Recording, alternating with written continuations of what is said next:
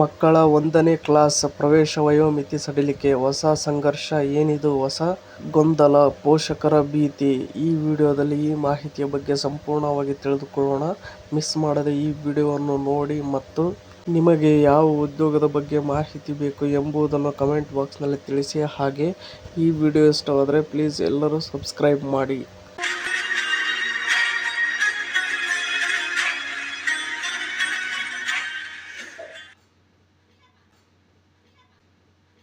1ನೇ ತರಗತಿ ದಾಖಲಾತಿ ಜೂನ್ 1ಕ್ಕೆ 6 ವರ್ಷ ತುಂಬಿರಬೇಕು ಎಂಬ ನಿಯಮಕ್ಕೆ ಸಾಕಷ್ಟು ಪೋಷಕರು ಈ ವರ್ಷವೂ ವಿರೋಧ ವ್ಯಕ್ತಪಡಿಸಿದ್ದರು.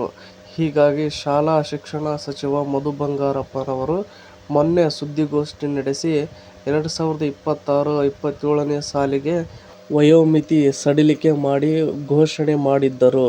1ನೇ ತರಗತಿ ದಾಖಲಾತಿಗೆ 2 ತಿಂಗಳ ವಿನಾಯಿತಿ ನೀಡಲಾಗಿದ್ದು, 1ನೇ ಕ್ಲಾಸ್ಗೆ ಅಡ್ಮಿಷನ್ ಮಾಡಿಸಲು ಮಕ್ಕಳಿಗೆ 5.8 ವರ್ಷ ಆಗಿದ್ದರೆ ಸಾಕು. ಜೊತೆಗೆ ಯುಕೆಜಿ ವಯೋಮಿತಿಗೂ ಸಡಿಲಿಕೆ ಅವಕಾಶ ನೀಡಿದ್ದಾರೆ. ಆದರೆ ಈ ವಯೋಮಿತಿ ಸಡಿಲಿಕೆ ಈಗ ಪೋಷಕರ ವಿರೋಧಕ್ಕೆ ಕಾರಣವಾಗಿದೆ.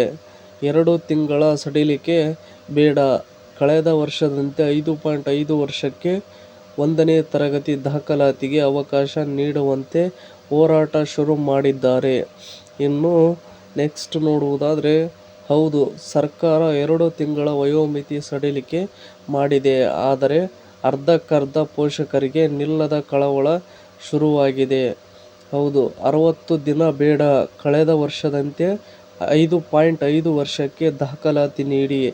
ವಯೋಮಿತಿ ಸಡಿಲಿಕೆಗೆ ಪೋಷಕರ ಒತ್ತಾಯ ಶುರು ಮಾಡಿದ್ದಾರೆ. 5.5 ವಯೋಮಿತಿ ಸಡಿಲಿಕೆಗೆ ವಯೋಮಿತಿ ಸಡಿಲಿಕೆ ಹೋರಾಟ ವೇದಿಕೆ ಮಾಡಿಕೊಂಡ ಪೋಷಕರು ಸಿಎಂಗೂ ಮನವಿ ಸಲ್ಲಿಕೆ ಮಾಡಿದ್ದಾರೆ.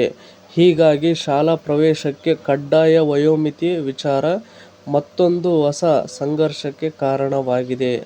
ಇನ್ನು ಇದನ್ನು ನೋಡಿ, 1ನೇ ತರಗತಿ ಪ್ರವೇಶ ವಯಸ್ಸಿನ ಗೊಂದಲಕ್ಕೆ ಕೊನೆಗೂ ತೆರೆ ಎಳೆದ ರಾಜ್ಯ ಸರ್ಕಾರ.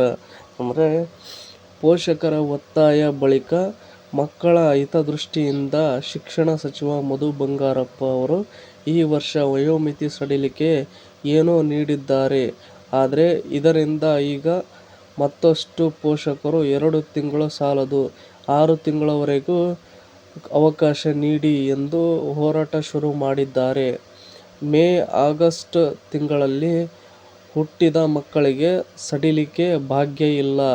ಹೀಗಾಗಿ ಸರ್ಕಾರದ ನಿರ್ಧಾರ ಅರ್ಧ ಖುಷಿ ಕೊಟ್ಟಿದೆ ಎಂದು ಪೋಷಕರು ಬೇಸರ ಹೊರ ಹಾಕಿದ್ದಾರೆ. ಸರ್ಕಾರದ ಸಡಿಲಿಕೆ ನಿರ್ಧಾರದಿಂದ ಕೇವಲ 1.70 ಲಕ್ಷ ಮಕ್ಕಳಿಗೆ ಮಾತ್ರ ಅನುಕೂಲ. ಇನ್ನುಳಿದ 75,000 ಮಕ್ಕಳಿಗೆ ಸಮಸ್ಯೆ ಕಟ್ಟಿಟ್ಟ ಬುತ್ತಿ.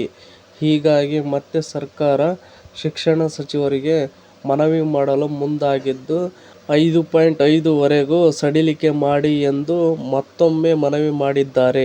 ಇನ್ನು ಇದೇ ತರಹದ ಸುದ್ದಿಗಳನ್ನು ಓದಲು ನಿಮ್ಮ ಜಾಬ್ಸ್ ಆ್ಯಂಡ್ ಎಜುಕೇಷನ್ ಅಪ್ಡೇಟ್ ಚಾನಲ್ಗೆ ಸಬ್ಸ್ಕ್ರೈಬ್ ಆಗಿ. ಈ ವಿಡಿಯೋ ನೋಡುತ್ತಿರುವವರು ಇನ್ನೂ ಯಾರು ಸಬ್ಸ್ಕ್ರೈಬ್ ಆಗಿಲ್ವೋ ಪ್ಲೀಸ್ ಎಲ್ಲರೂ ಸಬ್ಸ್ಕ್ರೈಬ್ ಆಗಿ ಮತ್ತು ಈ ಅಪ್ಡೇಟ್ ಬಗ್ಗೆ ನಿಮ್ಮ ಅಭಿಪ್ರಾಯ ಏನೆಂದು ಕಮೆಂಟ್ ಬಾಕ್ಸ್ನಲ್ಲಿ ತಿಳಿಸಿ. ಹಾಗೆ ಈ ವಿಡಿಯೋ ಇಷ್ಟವಾಗಿದ್ದರೆ ಪ್ಲೀಸ್ ಎಲ್ಲರೂ ಸಬ್ಸ್ಕ್ರೈಬ್ ಮಾಡಿ, ಸಪೋರ್ಟ್ ಮಾಡಿ. Thank you for watching friends. ಎಲ್ಲರಿಗೂ ಧನ್ಯವಾದಗಳು.